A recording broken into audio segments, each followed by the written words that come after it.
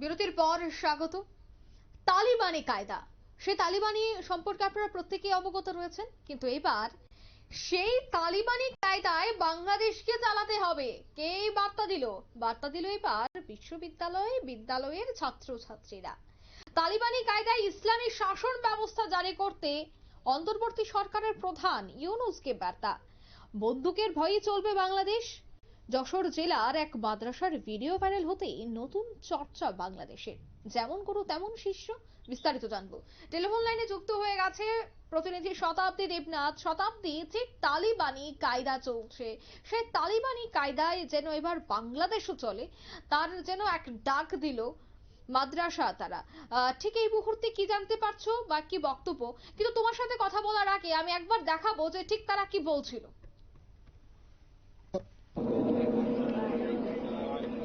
إن الحمد لله والصلاة والسلام على رسول الله أما بعد فأعوذ بالله من الشيطان الرجيم بسم الله الرحمن الرحيم।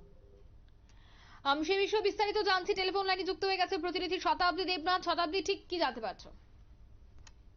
অঙ্কিতা, বিষয়টা হচ্ছে তোমার গতকালকে একটি ভিডিও ভাইরাল হয়েছে সোশ্যাল মিডিয়াতে, এবং এই ভিডিও ভাইরাল হতেই রীতিমতো চর্চা শুরু হয়ে গেছে গোটা রাজনৈতিক মহল থেকে শুরু করে বিভিন্ন কূটনৈতিক মহলেও।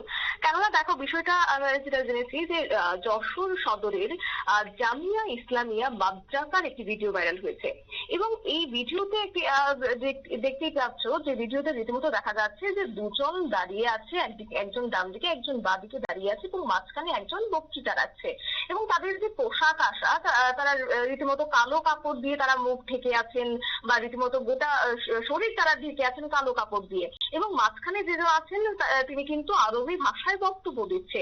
এবং তার দুজন যে কালো কাপড়ে মুখ ঢেকে, রীতিমতো তাদের হাতে কিন্তু অস্ত্র রয়েছে, নিরাপত্তা রক্ষীর মতোই তারা দাঁড়িয়ে আছে, এবং মঞ্চের আশেপাশে রয়েছে কয়েকজন শ্রোতাও। এমন একটা অঙ্গভঙ্গি ধরে তারা মঞ্চে তাদের প্রদর্শনী তারা দিয়েছেন। এবং বুধবার রাত থেকে সেই ভিডিওটি সামাজিক মাধ্যম জুড়ে ভাইরাল হয়েছে। বিশেষ করে নেটিজনরা এই ভিডিও শেয়ার করতে শুরু করেছেন, ঠিক তার অন্যদিকে তারা কিন্তু বিভিন্ন মন্তব্য করেছেন। তবে প্রতিষ্ঠানটির দাবি হচ্ছে যে মাদ্রাসার একটি বার্ষিক অনুষ্ঠান ছিল, বা বার্ষিক আঞ্জুমানের প্রতিযোগিতামূলক অনুষ্ঠান, সাংস্কৃতিক অনুষ্ঠানে শিক্ষার্থীরা তারা ফিলিস্তিনির মধ্যে মুক্তিকামী মানুষের লড়াই সংগ্রামের বিষয়টি তারা অভিনয় করে দেখিয়েছেন। হতেই পারে সেটা স্বাভাবিক বিষয়। এবং মাদ্রাসার শিক্ষা সচিব তোমার বাকফুর রহমান তিনি বলেছেন যে এই মাদ্রাসায় প্রতি বছর শিক্ষার্থীদের নিয়ে বার্ষিক প্রতিযোগিতার আয়োজন করা হয়, এবং সেখানে যারা উপস্থিতি রয়েছেন বক্তৃতা তোমার হচ্ছে হামদ নাথ এবং গজল, এসব অভিনয়ে ভালো করে যারা ভালো ভালো স্টেজ দিয়েছেন, সেক্ষেত্রে তাদেরকে পুরস্কৃত করা হয়, এটা প্রত্যেক বছর। এবং গত 17 ডিসেম্বর তোমার এই মাদ্রাসা প্রাঙ্গণে আয়োজিত হয়েছে, এবং যারা রয়েছেন ছাত্ররা তারা ফিলিস্তিনের মুক্তিকামী মানুষের পক্ষে অভিনয় করে দেখিয়েছে। এবং তাদের হাতে যে অস্ত্রগুলি ছিল সেটা কিন্তু তোমার আসল নয়, সেটা হচ্ছে কাঠের এবং তোমার শোলা দিয়ে তৈরি করা। এবং মাদ্রাসার অধ্যক্ষ মুফতি লুৎফর রহমান ফারুকী তিনি জানিয়েছেন যে মাদ্রাসা প্রাঙ্গণে আজীবন সদস্যদের সম্মেলন অনুষ্ঠিত হয়, এবং ওই মঞ্চে বার্ষিক আঞ্জুমানের আয়োজন করা হয়। এবং আঞ্জুমানের শিক্ষার্থীদের প্রতিভাকে বিকাশ করার জন্যই নাকি এই অনুষ্ঠানের আয়োজন বিশেষ করে, এবং যারা ভালো করেন তাদেরকে পুরস্কৃত করাই হয়, কিন্তু যারা খারাপ, তোমার বিষয়টি কোনো খারাপ উদ্দেশ্যে নাকি করা হয়নি। এবং এও জানা গেছে যে তোমার যশোর শহরতলি রাজারহাট বিহার কলোনি এলাকায় 2012 সালে যশোর জামিয়া ইসলামিয়া মাদ্রাসাটি প্রতিষ্ঠিত করা হয়, এবং তারপর থেকে কাউমি মাদ্রাসা হিসেবে এখানে প্রায় অন্তত তোমার 500 জন শিক্ষার্থী পড়াশোনা করছেন। এখানে মূলত হাফেজ, মাওলানা এবং মুফতির ডিগ্রি দেওয়া হয় বলে জানা গেছে, এবং তারই নিরীক্ষে প্রত্যেক বছর তারা এই বিষয়টা করছেন। তবে যাই হোক, তারা সেটাকে স্বাভাবিকভাবে নিচ্ছেন।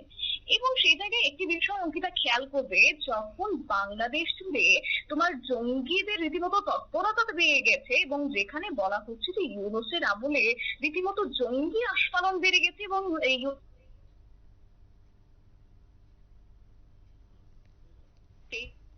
কোমলমতি শিক্ষার্থীদের ভবিষ্যৎ এটা একটু ভেবে পারেন যে তাদের ভবিষ্যৎ অপেক্ষা রাখে। যান্ত্রিক গোলযোগের জন্য আমাদের যোগাযোগ বিচ্ছিন্ন হয়ে গেছে।